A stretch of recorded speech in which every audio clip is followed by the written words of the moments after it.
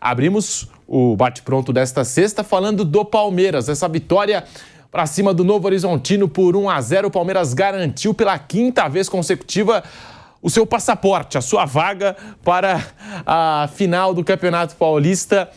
Vanderlei Nogueira, muito boa tarde para você. O que você achou do Palmeiras em campo? O que falar dessa partida do Palmeiras? Não foi fácil, mas o Palmeiras bateu o Novo Horizontino em casa, 1-0, gol de Hendrick. Vanderlei, boa tarde. Boa tarde para você, Pedro, para o Mauro César, para o Flávio, para o Piperno, para toda a tropa e para você que nos acompanha nesta sexta-feira santa, né? Estamos todos aqui e eu queria dizer que, bom, ganhou o favorito. Antes da bola rolar, o favoritismo era sempre, pendia sempre para o Palmeiras, deu a lógica, mas foi muito mais difícil do que pelo menos eu esperava. Foi até no sufoco. Gol de Hendrick, importante, mais uma vez, a presença da joia do Palmeiras e agora da seleção brasileira também. E resolveu o problema do Palmeiras e levou o Palmeiras para a final do campeonato. Já imaginaram uma decisão em penalidades? Nos últimos tempos o Palmeiras não tem sido eficiente nesse tipo de disputa. Mas foi uma vitória importante para o Palmeiras e dá um tempero todo especial na final da competição. Duas equipes tradicionais, grandes, o Santos tentando ressurgir, tentando retomar sua caminhada para voltar para a Série A quando começar a disputar a Série B. E nada melhor do que chegar nessa fase em que tem exposição no final do campeonato estadual. Vai jogar na Vila Belmiro, né? Na Vila Belmiro o primeiro jogo e o segundo será na casa do Palmeiras às 18 horas, já está sendo anunciado o jogo, às 18 horas do domingo é o primeiro jogo e depois, no domingo seguinte, no dia 7, a grande final do Campeonato Paulista. É isso, o Palmeiras jogou menos do que eu esperava, jogou menos do que pode, sem dúvida.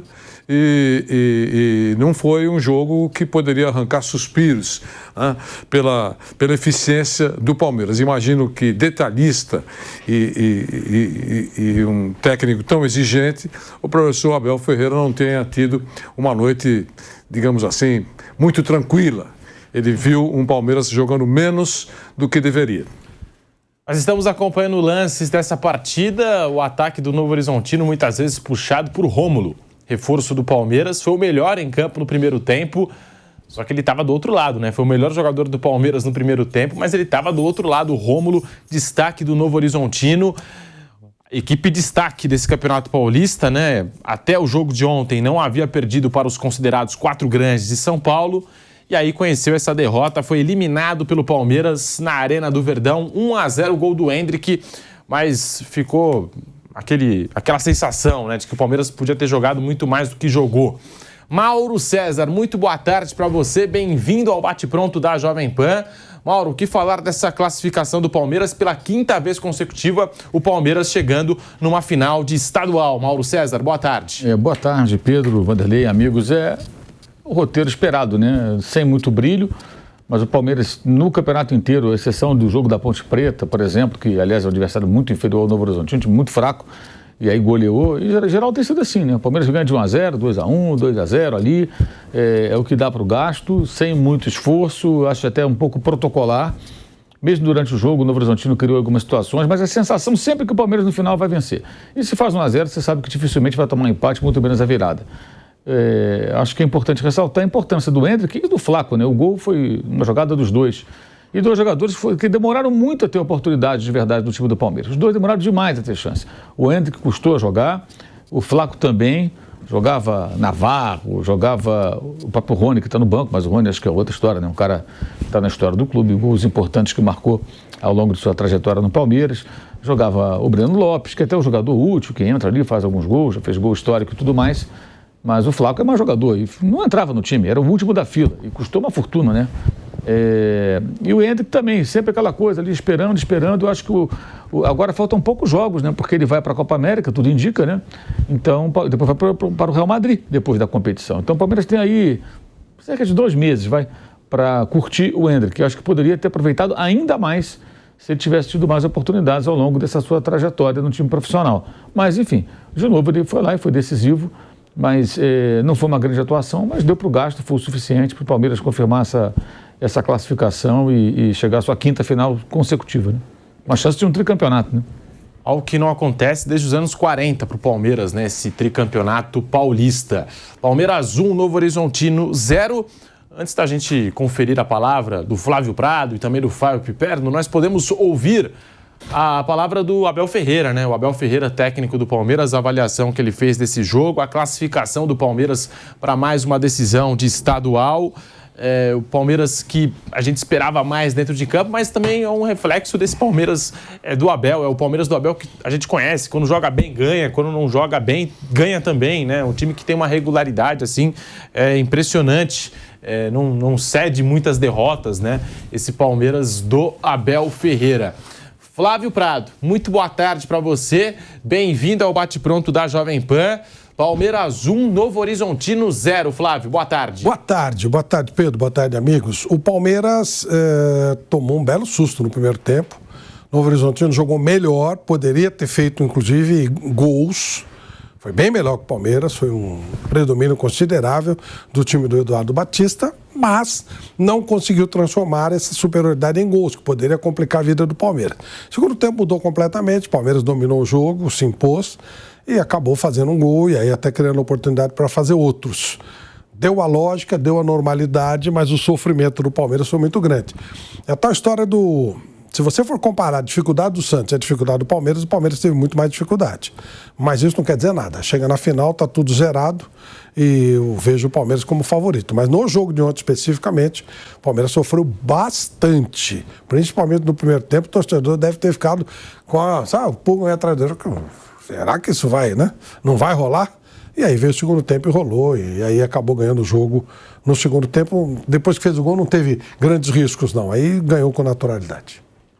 Palmeiras 1, Novo Horizontino 0. Podemos ouvir a palavra do técnico Abel Ferreira. O Abel Ferreira analisou essa classificação alviverde. Ele fala e você acompanha aqui no Bate-Pronto da Jovem Pan. Sim, jogo difícil. Estas paragens de seleção têm coisas boas e outras menos boas, como é, por exemplo, quebrar o ritmo que nós vínhamos. 15 dias quase de paragem.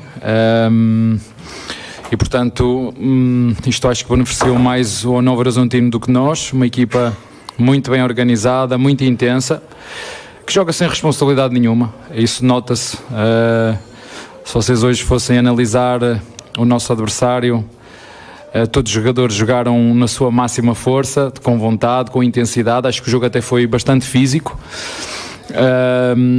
Mas acho que nós fomos capazes de superar a vontade do nosso adversário, lhes tirar toda aquela vontade, para não dizer outro nome, não é? Toda aquela vontade, toda aquela ilusão, uma vez que eliminaram outro adversário e porventura também forte, mas dar-lhes parabéns. Acho que foi um adversário que se bateu muito bem, fez uma campanha muito boa, mas o Palmeiras acabou por ser mais forte, como te disse, num jogo em que o Palmeiras tinha tudo a perder e o nosso adversário tudo a ganhar, como te disse.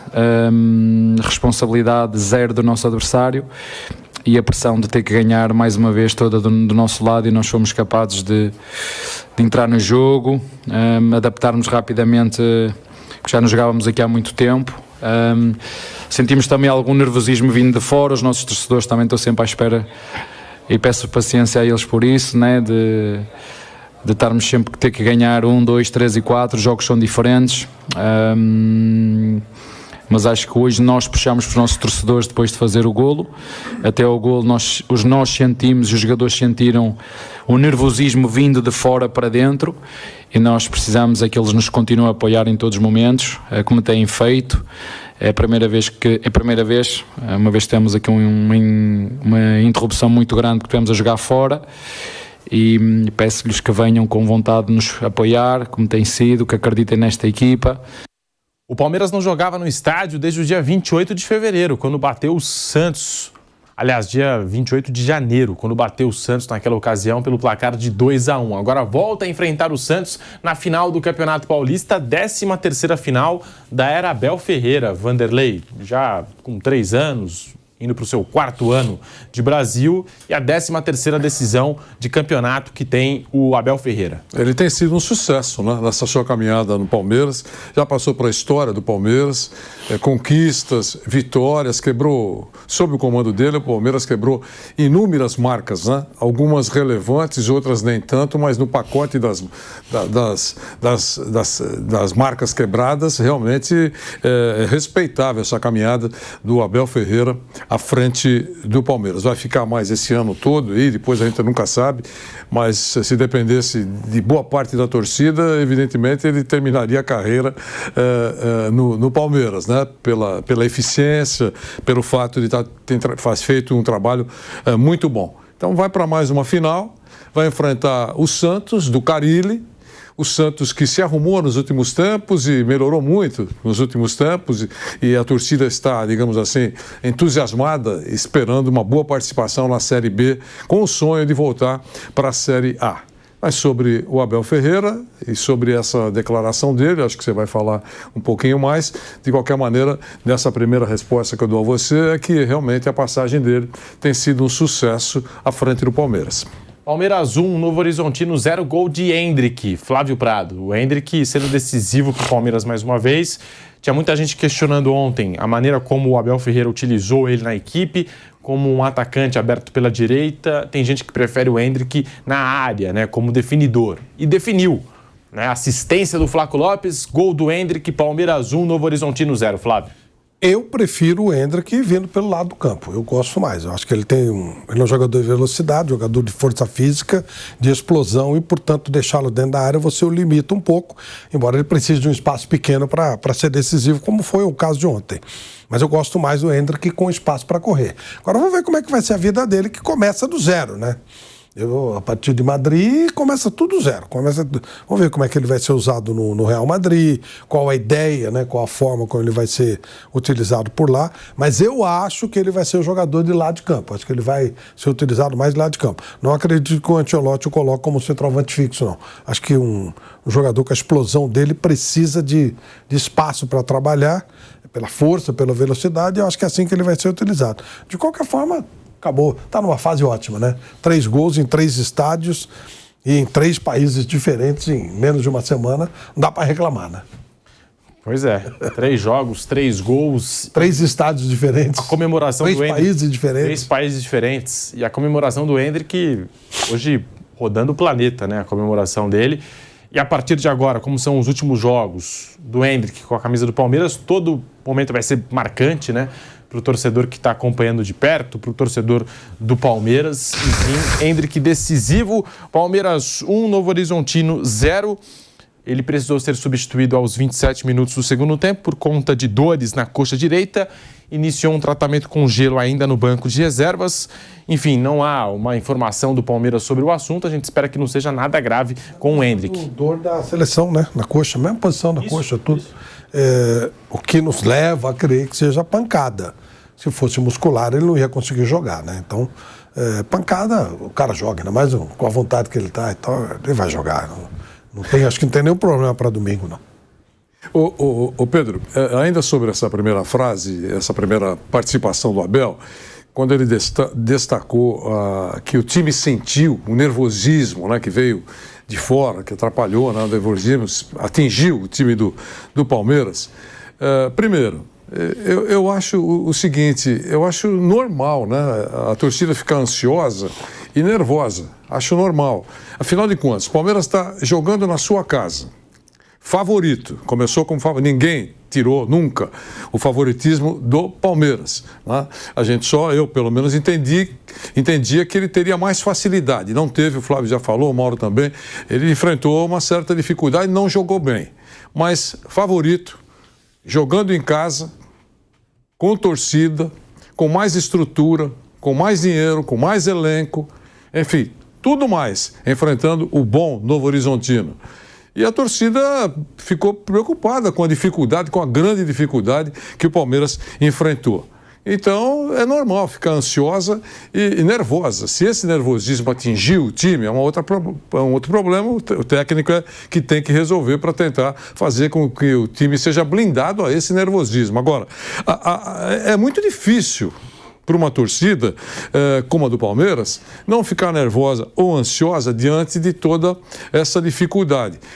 Pedir para a torcida ficar, digamos, nervosa e ansiosa, em silêncio, imóvel, como se estivesse hipnotizada, né, para não atrapalhar e nem deixar transparecer um excessivo nervosismo, é realmente pedir uma coisa que nunca vai ser atendida.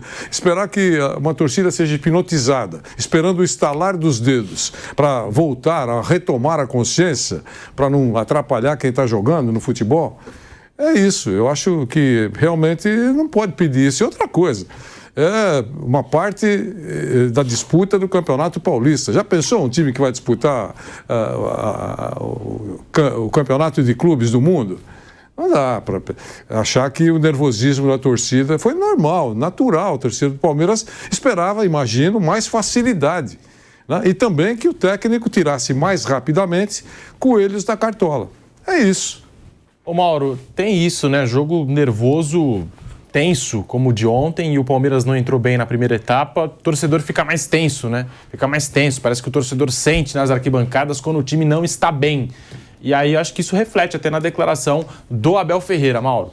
Mas assim, já deveria estar acostumado, que o Palmeiras é isso, né? O Palmeiras, ele não é um time de grandes atuações. Eventualmente tem um grande jogo, dá uma olhada e tal, mas geralmente é um time que ganha de 1-0, 2-1 ali e tal, e vai embora. É um time bem pragmático, muito competitivo, vencedor, inegavelmente, mas não é. Aliás, até uma questão que me parece muito clara. A história do Palmeiras é marcada por grandes times, tanto que pelo menos 2 deles mereceram o rótulo de academia, né? E outros que talvez não fossem academias, mas eram grandes times também, tinham grandes jogadores. Então, o torcedor do Palmeiras, assim, ao longo das gerações, ele se acostumou a ver grandes jogadores e grandes exibições. De tempos para cá, antes mesmo do Abel, com o Felipão, por exemplo, 2018, com o Cuca, 2016, eram times de muita ligação direta, lateral na área, briga pela segunda bola, e também competitivos, foram campeões brasileiros. Não estou aqui dizendo que não se joga dessa maneira, mas não tem nada a ver com os times dos anos 60, dos anos 70, nem com aquele time lá do Vanderlei, lá, dos 100 gols. Eram times competitivos, mas com uma proposta muito diferente. A do Abel, atual, ela é muito mais parecida com a desses treinadores do que com dos times mais clássicos, digamos, do Palmeiras. Então, acho que já se formou uma geração de torcedores do clube que se adaptam bem a isso. E talvez alguns mais antigos também tenham se moldado. Sempre tem um ou outro mais exigente, né? E torcedor chato tem em todo lugar, né? Também tem aquele torcedor cliente, né? Aquele cara que ele acha que pagou o ingresso caro, ele pensa, comprei o ingresso caro, vale 3 pontos, né? Vale a vitória, né? Não tem vale vitória. O jogo de futebol é um espetáculo que você vai lá para apoiar teu time sem saber o desfecho. Você pode sair alegre, pode sair decepcionado. Observe que nos jogos lá em Barueri, a queda era grande do número de torcedores no estádio. Ontem, 40 mil pessoas. Barueri não lotava. Por que não lotava?